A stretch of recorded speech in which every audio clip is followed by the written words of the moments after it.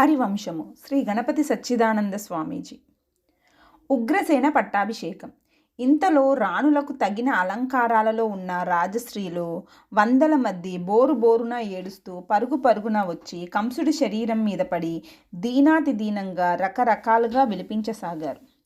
వాళ్ళ ఏడుపుల మధ్య వాళ్ళు మాట్లాడే మాటల వల్ల శ్రీకృష్ణ బలరాములకు కొన్ని కొత్త విషయాలు తెలిసాయి. ఎలాగంటే, మానవాతీతమైన పరాక్రమం కలవాడని ప్రసిద్ధి పొందిన జరాసంధుణ్ణి కూడా ఈ కంసుడు పూర్వం ఓడించాడంట. ఒకప్పుడు యక్షులు గుంపులు గుంపులుగా మీద పడ్డా కూడా కంసుడే జయించాడట. మరొకప్పుడు సాక్షాత్తుగా దేవేంద్రుడితో ధనుర్యుద్ధం ఏర్పడగా కంసుడు తన బాణాల దాటితో దేవతలను దేవేంద్రుణ్ణి కూడా పారద్రోలాడట. ఒకప్పుడు స్వయంగా కంసుడే పశ్చిమ దిక్పాలకుడైన వరుణుడి మీదికి దండెత్తి జయించి రత్నరాశులు తెచ్చుకొన్నాడట. ఒకప్పుడు దేవేంద్రుడు కోపించి కంసరాజ్యంలో వర్షాలను నిలిపివేయగా ఈ కంసుడు తన బాణాలతో మేఘాలను వెనక్కి ఆకర్షించి తన రాజ్యంలో వర్షాలు కురిసేటట్లు చేసుకున్నాడట. ఎక్కడి వీరులో కంసుడు యుద్ధానికి వస్తాడేమో అని భయపడి ముందుగానే అతని దగ్గరికి వచ్చి కానుకలను సమర్పించి స్నేహం చేసుకునేవారట. అటువంటి కంసుణ్ణి లేత వయస్సులో చిగురాకులాగా ఉన్న కుర్రవాడు జుట్టు పట్టుకొని నేల మీద పడేసి దొర్లిస్తుంటే కంసుడు కనీసం ప్రతిఘటన కూడా చేయలేకపోయాడంటే ఇదేమి విచిత్రం అని. వీళ్ళంతా కంసుడి బారిలని, కంసుడి పూర్వచరిత్ర ఇంత ఘనంగా ఉందని తెలుసుకున్న శ్రీకృష్ణ బలరాములు ఆశ్చర్యపడుతూ ఉండగానే వృద్ధ స్త్రీ అయిన కంసుడి తల్లి కూడా అక్కడికి వచ్చి కొడుకు తల ఒడిలో పెట్టుకొని వలవలా ఏడవసాగింది. ఆమె విలాప వాక్యాలలో శ్రీకృష్ణ బలరాములకు ఒక కొత్త విషయం తెలిసింది. పూర్వం రావణాసురుడు దేవతలందరినీ జయించిన తర్వాత తన బంధువర్గంలో ఏర్పడిన అంతఃకల్లోలాలను గమనించి నేను దేవతలనైతే గెలిచాను, కానీ నా బంధువర్గమే నాకు వెన్నుపోటు పొడిస్తే నేను గెలవనేమో అన్నాడట.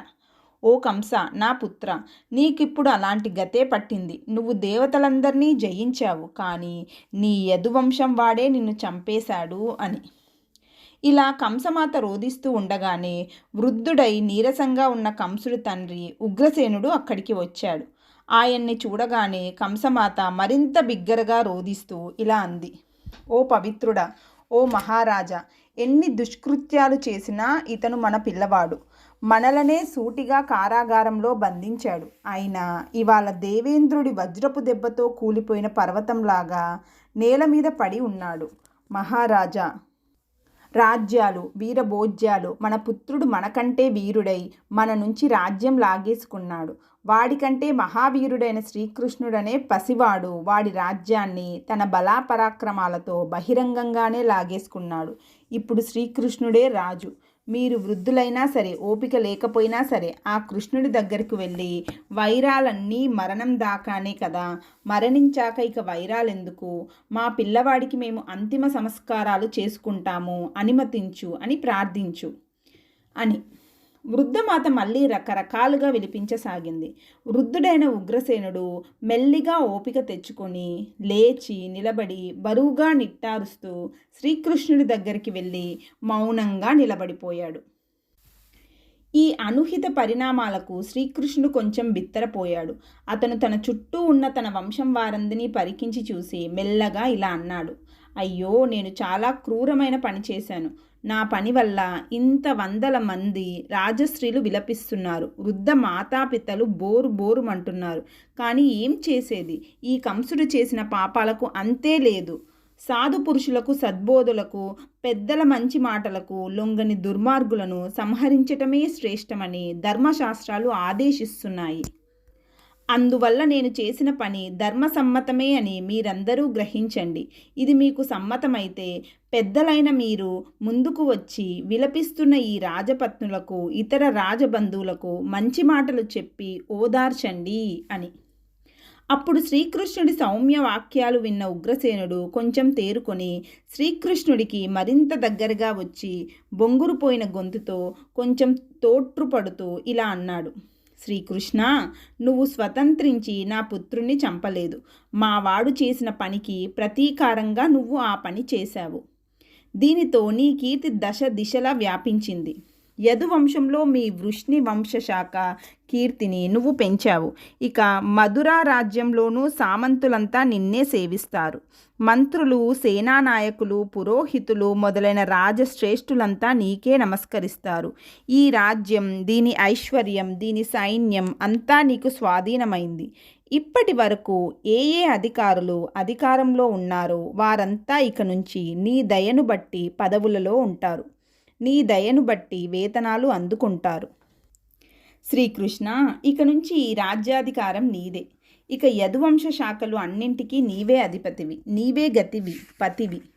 శ్రీకృష్ణ, మహావీర, మాది ఒక వ్యక్తిగత విన్నపం ఉంది.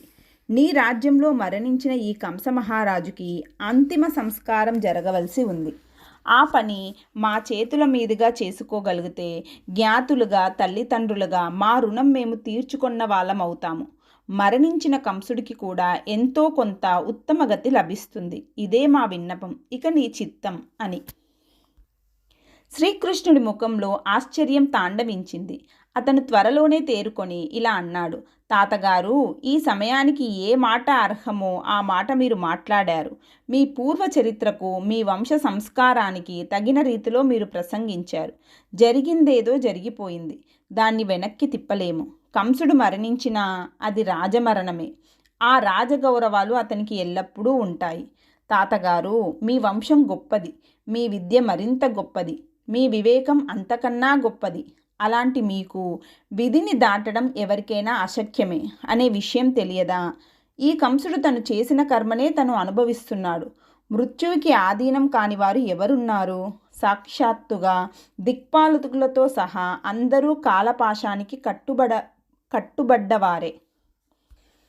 తాతగారు, మీ కంసుడి వదకు నేను కారణం అనుకోవడం పొరపాటు. కాలమే దానికి కారణం.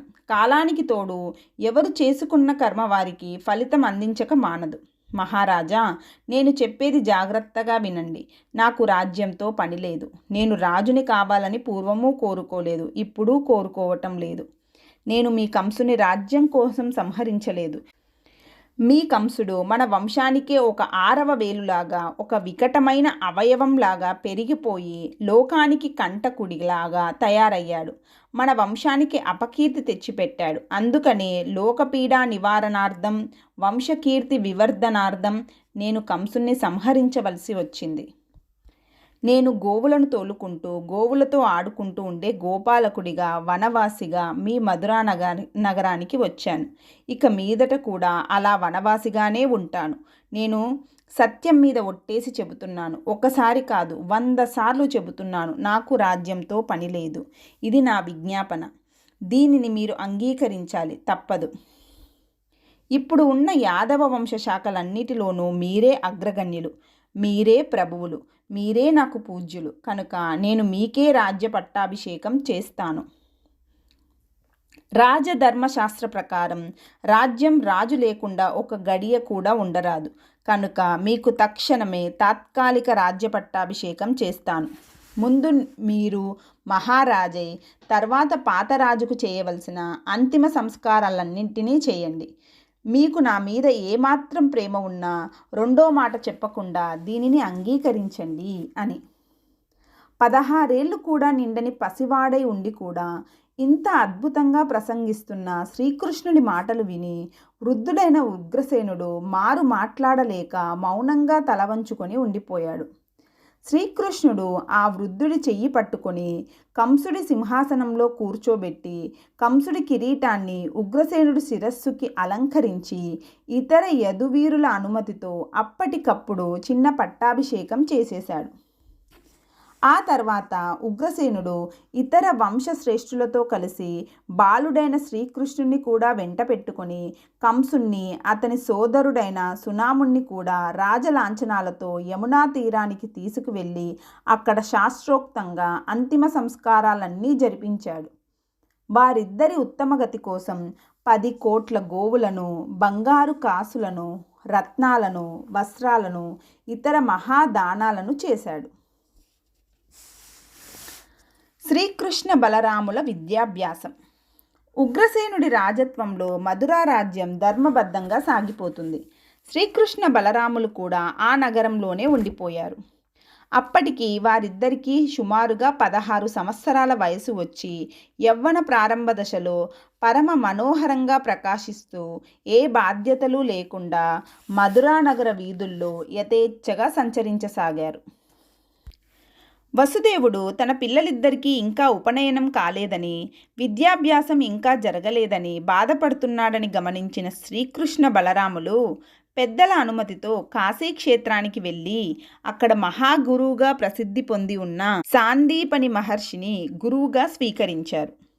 ఈ సాందీపని మహర్షి నిజానికి ఉజ్జయిని నగరవాసి, కానీ ఆనాటికి విద్యా కేంద్రంగా ఉన్న కాశీ మహాక్షేత్రంలో ఆయన నివసిస్తున్నాడు. శ్రీకృష్ణ బలరాములు ఇద్దరూ కాశీకి వెళ్ళి తమ గోత్రనామాలు చెప్పుకొని ఆయనకి పాద నమస్కారాలు చేసి తమకు ఉపనయనం చేసి వేదాది విద్యలను విశేషించి ధనుర్వేద విద్యను బోధించమని ప్రార్థించారు. ఆ మహర్షి వీరి వర్చస్సును బట్టి వీరు దివ్య పురుషులే అని గుర్తించి వారిని శిష్యులుగా స్వీకరించాడు. అప్పటి నుంచి ఆయన ఏదైనా విద్య వినిపించడమే తరువాయి. ఈ కొత్త శిష్యులు ఇద్దరూ గురువుగారు చెప్పిన దాన్ని చెప్పినట్లుగా ఏకసంతాగ్రహుల్లాగా సమస్త విద్యలను స్వీకరించేశారు. అలా శ్రీకృష్ణ బలరాములిద్దరూ 4 వేదాలను, 6 వేదాంగాలను, 64 కళలను స్వీకరించటానికి 64 రోజులు పట్టింది. ఆ తర్వాత సాందీపని మహర్షి వారిద్దరికీ దీక్ష, సంగ్రహము, సిద్ధి, ప్రయోగము అనే 4 విభాగాలతో కూడిన ధనుర్వేద విద్యను, దానిలో అనేక రహస్యాలను, దానికి అనుబంధంగా ఉండే అనేక ఇతర శాస్త్రాలను కేవలం కొద్ది రోజుల్లోనే బోధించేశాడు. వారిద్దరి దివ్య లక్షణాలను మొదట్లోనే గమనించిన సాందీపని మహర్షి వారి విద్యాగ్రహణ విధానాన్ని చూసినాక వాళ్ళిద్దరూ సాక్షాత్తుగా సూర్యచంద్రులేనని, ఏదో కారణం చేత మానవ రూపంలో తన దగ్గరకు వచ్చారని, అందుకే వాళ్లకు తను విద్యలను వినిపించాడే తప్పితే బోధించలేదని భావించాడు. ఆ విధంగా 3 నెలలు తిరగకముందే సమస్త విద్యాభ్యాసం పూర్తి చేసుకున్న శ్రీకృష్ణ బలరాములు గురువుగారి దగ్గరకు వెళ్ళి, గురుదేవా, మీకు మేము ఏమి గురుదక్షిణ సమర్పించుకోగలము, మీరే ఆనతి ఇవ్వండి అని ప్రార్థించారు. వారిద్దరి దివ్య ప్రభావాన్ని గ్రహించిన సాందీపని మహర్షి, నాయనలారా, నాకు లేక ఒక్కడే కొడుకు పుట్టాడు. నేను ఒకప్పుడు తీర్థయాత్రలు చేస్తూ పశ్చిమ సముద్రంలో ప్రభాస తీర్థంలో నా కొడుకులతో కలిసి స్నానం చేస్తూ ఉండగా ఒక తిమింగలం వచ్చి నా పుత్రుణ్ణి మింగేసింది. నా పుత్రుణ్ణి నాకు తెచ్చి ఇవ్వండి, ఇదే నేను కోరే గురుదక్షిణ అన్నాడు. ఈ మాటలు విన్న శ్రీకృష్ణుడు, అన్నయ్య, ఈ మాత్రం పనికి నువ్వు కూడా రావటం దేనికి? నువ్వు ఇక్కడే ఉండు, నేను పోయి ఆ పిల్లవాడిని తీసుకొస్తాను అన్నాడు. బలరాముడు దీనికి సమ్మతించాడు. శ్రీకృష్ణుడు ఒంటరిగా కాశీ నుంచి ప్రభాస క్షేత్రం దాకా వచ్చేశాడు. ప్రభాసం అంటే ఇప్పటి ద్వారకా నగరానికి దగ్గరలో ఉన్న క్షేత్రం. శ్రీకృష్ణుడు సరాసరి ప్రభాస క్షేత్రానికి వెళ్ళి సముద్రంలో స్నానం చేసి నీళ్లల్లో మునిగి సముద్రదేవుడు తనకు కనిపించాలని సంకల్పించాడు. వెంటనే సముద్రదేవుడు చేతులు జోడించుకొని శ్రీకృష్ణుడి ఎదుట నిలబడి, దేవా, ఏమి ఆజ్ఞ అని అడిగాడు. శ్రీకృష్ణుడు సాందీపని మహర్షి పుత్రుడు ఎక్కడ ఉన్నాడు అని అడిగాడు. సముద్రదేవుడు, హే మాధవ, ఆ మహర్షి కుమారుణ్ణి పంచజనుడు అనే రాక్షసుడు తిమింగలం రూపంలో వచ్చి మింగేశాడు అని చెప్పాడు. వెంటనే శ్రీకృష్ణుడు ఆ పంచజనుడి రాజ్యానికి వెళ్ళి అతనితో యుద్ధం చేసి అతన్ని సంహరించి అతడి రాజ్యమంతా వెతికినా సరే తన గురుపుత్రుని పొందలేకపోయాడు. అయితే ఆ పంచజనుడి దగ్గర ఒక అపూర్వమైన శంఖం ఉంది. ఆ విషయం తెలుసుకున్న శ్రీకృష్ణుడు తన జయానికి చిహ్నంగా ఆ శంఖాన్ని తీసేసుకున్నాడు. పంచజనుడనే వాడి నుంచి లభించిన శంఖం కనుక దానికి పాంచజన్యము అనే పేరు ఏర్పడింది. శ్రీకృష్ణుడు ఆ తర్వాత ఏమి చేయాలా అని ఆలోచించి సరాసరి యమలోకానికి వెళ్ళిపోయాడు. అక్కడ యమధర్మరాజు శ్రీకృష్ణుడికి స్వాగతం చెప్పి నమస్కారం పెట్టాడు. శ్రీకృష్ణుడు, మా గురుపుత్రుడు మీ దగ్గర ఉన్నాడు, ఆ కుర్రవాణ్ణి మాకు ఇచ్చివేయండి అని సౌమ్యంగా అడిగాడు. యమధర్మరాజు, అది నా ధర్మానికి విరుద్ధం, నేను ఇవ్వను అన్నాడు. దాంతో శ్రీకృష్ణ యమధర్మరాజుల మధ్య ఘోరమైన యుద్ధం జరిగింది. ఆ యుద్ధంలో యమధర్మరాజు త్వరలోనే ఓడిపోయి గురుపుత్రుణ్ణి సమర్పించటానికి అంగీకరించాడు. శ్రీకృష్ణుడి సంకల్పం వల్ల గురుపుత్రుడు మరణించే సమయానికి ఎటువంటి ఆకారంతో ఉన్నాడో అటువంటి ఆకారంతోనే శ్రీకృష్ణుడి ఎదుటికి వచ్చాడు. అది చూసి దేవతలే ఆశ్చర్యపోయారు. శ్రీకృష్ణుడు తన జయానికి చిహ్నంగా యమలోకంలో ఉన్న విశిష్ట రత్నాలను కానుకగా ఇమ్మని యమధర్మరాజును ఆజ్ఞాపించాడు. యమధర్మరాజు అలాగే చేశాడు. శ్రీకృష్ణుడు గురుపుత్రుణ్ణి రత్నరాశులని కూడా తీసుకుని కాశీనగరానికి చేరి రత్నరాశులతో సహా గురుపుత్రుణ్ణి గురువుగారికి సమర్పించాడు. అదే వయస్సుతో అదే రూపంతో మళ్ళీ బ్రతికి వచ్చిన పుత్రుణ్ణి చూసి సాందీపని మహర్షి ఆశ్చర్యానంద భరితుడై శ్రీకృష్ణ బలరాములకు అనేక రకాలుగా అభినందించాడు. ఆ విధంగా సర్వ విద్యా పారంగతులైన శ్రీకృష్ణ బలరాములు గురువుగారి అనుమతితో మళ్ళీ మధురా నగరానికి చేరారు. అక్కడ ఉగ్రసేన మహారాజు శ్రీకృష్ణ బలరాములకు గొప్ప స్వాగతం ఏర్పాటు చేశాడు. సైన్య సమేతంగా రాజలాంఛనాలతో ఎదురు వెళ్ళి ఆ వీరులిద్దరినీ మధురా నగరంలోకి తీసుకువచ్చాడు. ఆ సందర్భంగా రాజ్యమంతా పెద్ద మహోత్సవం ఏర్పాటు చేశాడు. నగర ప్రజలు కూడా దేవేంద్రుడే తమ నగరానికి వచ్చినంత సంతోషంగా మహోత్సవాలు జరుపుకున్నారు. అచిరకాలంలోనే శ్రీకృష్ణ బలరాములిద్దరికీ సర్వావిధ యుద్ధ విద్యలలోనూ మహావీరులనే కీర్తి నలుదిక్కుల బాగా వ్యాపించింది. ఇదిగాక వారి సన్నిధి వల్ల ఆ రాజ్యంలో శాంతి సంపదలు అధికంగా వృద్ధి చెందసాగాయి. పూర్వం కృతయుగంలో ఎటువంటి శుభ చిహ్నాలు ఉండేవో అటువంటి చిహ్నాలన్నీ ఇప్పుడు శ్రీకృష్ణుడి సన్నిధి వల్ల మధురా నగరంలో కనపడసాగాయి. శ్రీకృష్ణ బలరాములు ఇద్దరూ వేరే భవనాలు తీసుకోలేదు. వసుదేవుడి భవనంలోనే నివసిస్తూ ఊరంతా యథేచ్ఛగా సంచరిస్తూ ఊరికి దగ్గరలో ఉన్న రైవత పర్వతం మీద యమునా నదిలోనూ యథేచ్ఛగా విహరించసాగారు. మధురా నగరం మీదకు దాడి. ఈ విధంగా యవ్వనంలోకి ప్రవేశించిన శ్రీకృష్ణ బలరాములు మధురా నగరంలో విహరిస్తూ ఉండగా కంసుని భార్యలలో ప్రధాన భార్యలైన అస్థి ప్రాప్తి అనే వారిద్దరూ తమ పుట్టిల్లైన జరాసంధ నగరానికి వెళ్ళిపోయారు. పూర్వం కంసుడు జరాసంధుని ఓడించినప్పుడు జరాసంధుడు కంసుడితో సంధిని కోరి తన కూతుళ్ళైన అస్థి ప్రాప్తి అనే వారిని అతనికిచ్చి వివాహం చేశాడు. ఆ విధంగా జరాసంధుడితో సంధి కుదిరినాక కంసుడికి గర్వం మరింత పెరిగిపోయింది. దాంతో అతడు తన తండ్రి అయిన ఉగ్రసేనుణ్ణి చెరసాలలో పడేసి తనను తనే మధురా నగరానికి రాజుగా ప్రకటించేసుకున్నాడు. ఆ విధంగా మహారాజ వైభోగాలను అనుభవించిన అస్థి ప్రాప్తులకు ఇప్పుడు మధురా రాజ్యంలో ప్రత్యేక మర్యాదలు లేకుండా పోయాయి. ఇప్పుడు మళ్ళీ ఉగ్రసేనుడు రాజయ్యాడు. అస్థి ప్రాప్తులు దీన్ని సహించలేక పుట్టింటికి వెళ్ళిపోయి తండ్రికి తమ కష్టాలన్నీ చెప్పుకున్నారు. ఉగ్రసేనుడు వెనకాల శ్రీకృష్ణ బలరాములు ఉన్నారనే విషయాన్ని, వారి పరాక్రమ విశేషాలను కూడా వాళ్ళు తమ తండ్రికి వివరంగా చెప్పారు. అన్నీ విన్న జరాసంధుడు అగ్నిజ్వాలలాగా మండిపడి తన మంత్రులను, సామంతులను, స్నేహితులను అందరినీ సమకూర్చుకొని మధురా నగరం మీదికి దండెత్తాడు. ఆనాడు జరాసంధుడు వెంట వచ్చిన వారిలో అనేక మంది ప్రముఖులు ఉన్నారు. ఉదాహరణకు కరుష దేశాధిపతి దంతవక్త్రుడు, చేదీ దేశాపతి శిశుపాలుడు, కళింగ దేశాధిపతి పౌండ్రక వాసుదేవుడు, సాంకృతికుడు, కేశీకుడు, కుండిన దేశాధిపతి భీష్మకుడు, ఇతని కొడుకు రుక్మి, ధృతరాష్ట్రపుత్రులైన దుర్యోధనాదులు, ఇలా 100 మంది రాజులు ఉన్నారు. వీళ్ళంతా కలిసి మధురను ముట్టడించి శూరసేనము అనబడే సమీప దేశాన్ని తమ ప్రధాన స్థావరంగా పెట్టుకొని తమ సైన్యాలకు కావలసిన రకరకాల ఆయుధాలు, ధాన్యాలు, తమ గుర్రాలకు, ఏనుగులకు కావలసిన తృణాలు మొదలైన సంబరాలన్నీ అక్కడే నిల్వ చేసుకొని మధురలోని వారెవరూ బయటికి వెళ్లకుండా కట్టుదిట్టమైన ఏర్పాట్లు చేశారు. అక్కడ మధురా నగరంలో ఇలా ముట్టడి వార్త పెద్ద కల్లోలాన్ని రేపింది. లోపల ఉన్న యదువీరులు కోట సంరక్షణ కోసం ఏర్పాట్లు ప్రారంభించారు. ఈ నగరంలోని ప్రధాన వీరులు కొంతమంది శ్రీకృష్ణుని వెంటబెట్టుకొని కోట బురుజుల మీదికి ఎక్కి శత్రు సైన్యం ఎంత ఉన్నది, వారిలో ఏ ఏ రాజులు ఉన్నారు మొదలైనవి పరిశీలించటం ప్రారంభించారు. ఈ పరిశీలన జరుగుతూ ఉండగా శత్రుసేన సముద్రాన్ని పరిశీలించిన శ్రీకృష్ణుడు చిరునవ్వులు నవ్వుతూ అన్నగారితో ఇలా అన్నాడు. అన్నా బలరామ, ఈ జరాసంధ మహారాజు మన యుద్ధ సామర్థ్యానికి ఒరిపిడి రాయి వంటివాడు.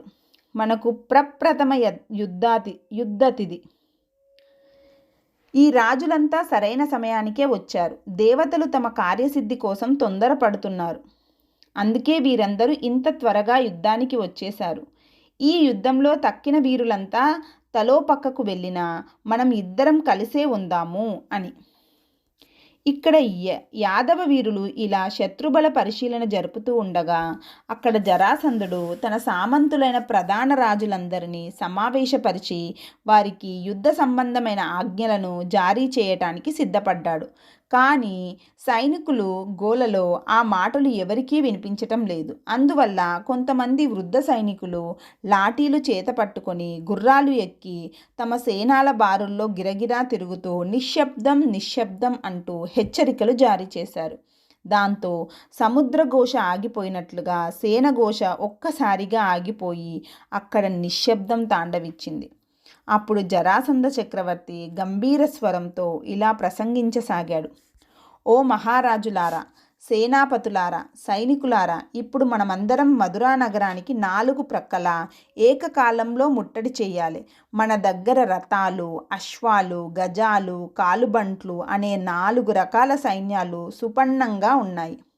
మీరంతా ఇప్పుడు క్రమ పద్ధతి ప్రకారంగా మధురాపురి యొక్క 4 దిక్కులకు చేరండి.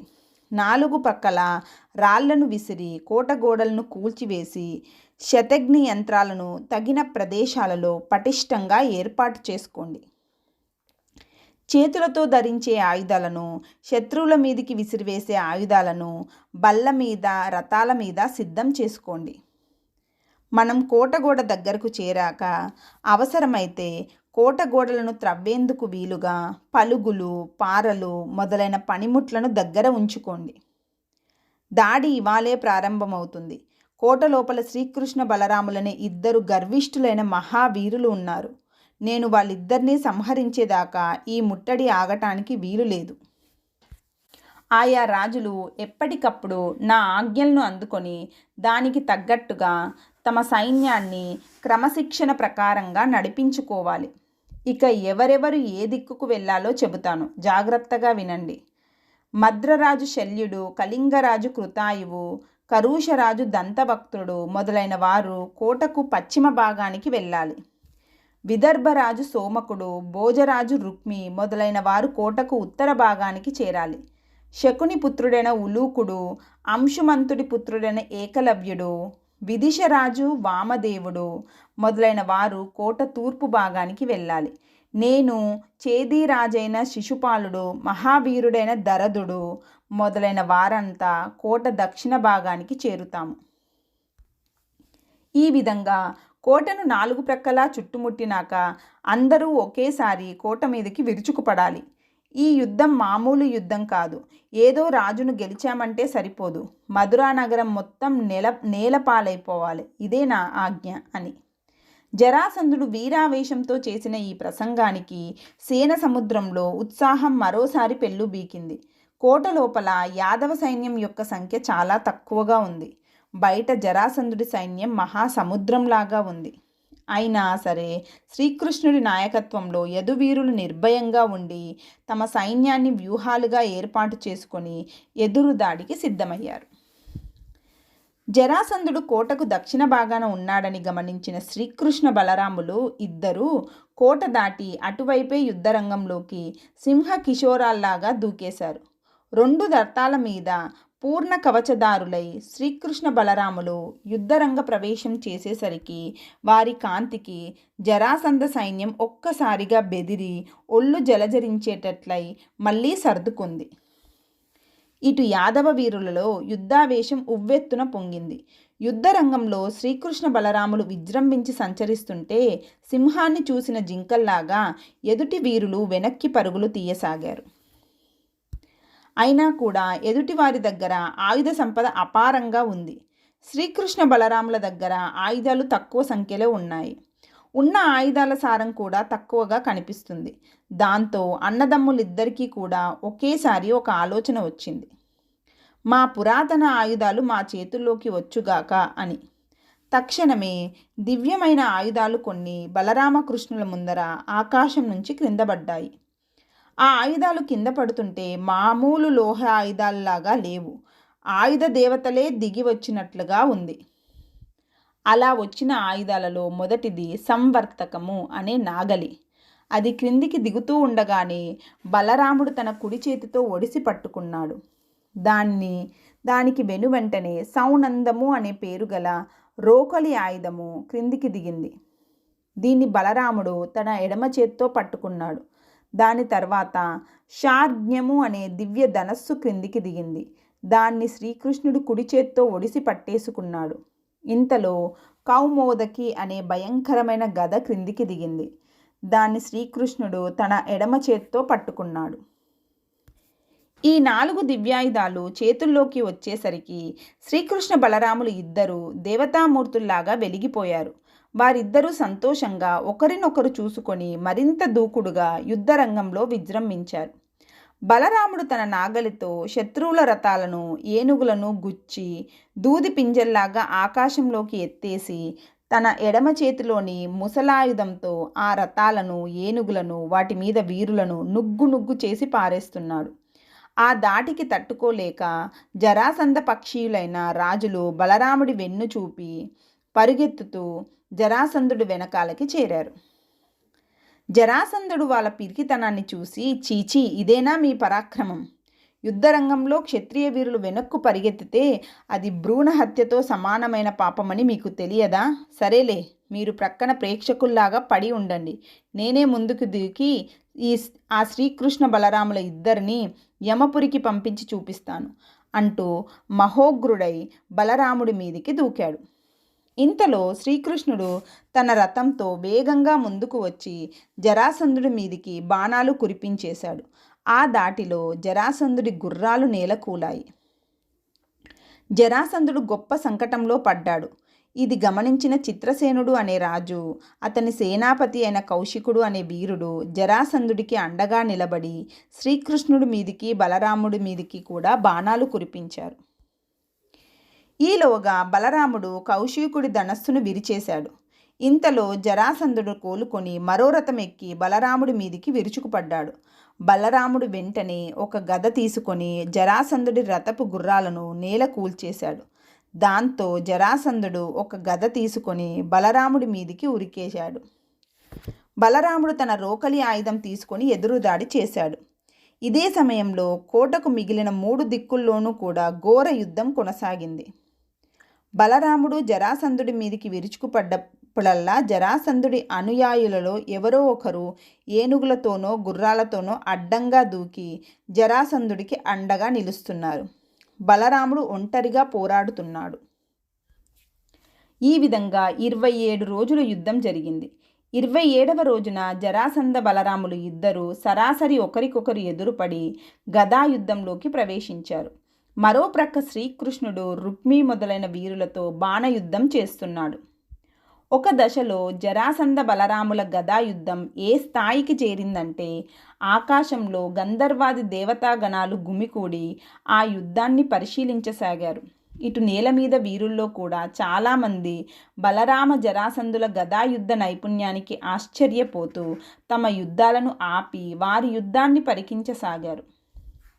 ఒక దశలో బలరాముడి ముసలాయుధం సరాసరి జరాసంధుడి తల మీద పడబోయింది.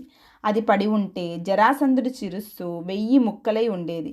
కానీ ఇంతలో ఆకాశంలో నుంచి దేవవాణి ఒకటి అందరికీ వినిపించేటట్లుగా ఉచ్చైస్వరంతో, రామా, వీడిని చంపవలసింది నువ్వు కాదు. ఈ జరాసంధుడికి ఎక్కువ ఆయుర్దాయం మిగిలి లేదు. నువ్వు తొందరపడకు అని పలికింది. ఆ మాటలు వినేసరికి అంత ఆవేశంలో ఉన్న బలరాముడు ప్రక్కకి దూకేశాడు. జరాసంధుడు బ్రతికి బయటపడ్డాడు. కానీ ఆకాశవాణి వాక్కులను విని అతని మనస్సు వికలమైపోయింది.